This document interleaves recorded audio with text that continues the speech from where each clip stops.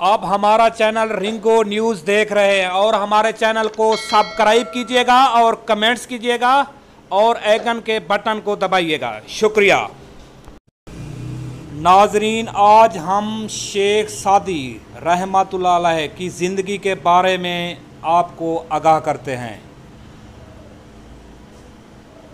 तारीख़ पैदाइश 606 हिजरी, शिराज में पैदा हुए। विसाल आपका विसाल 691 हिजरी, शिराज में विसाल किया। असल नाम आपका मुशर्रफुद्दीन था।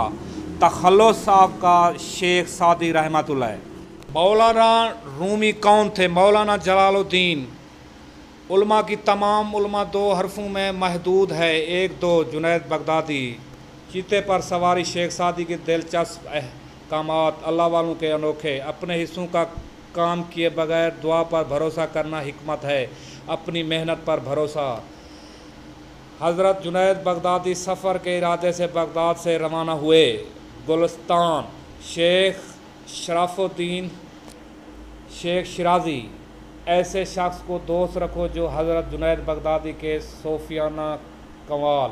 शेख सादी कौन थे? आपके सफ़र की दास्तान, आपकी हिकमत की किताब। हमारे चैनल को सब्सक्राइब कीजिएगा बराए मेहरबानी। सब हजरात से इल्तमास है कि हमारे चैनल को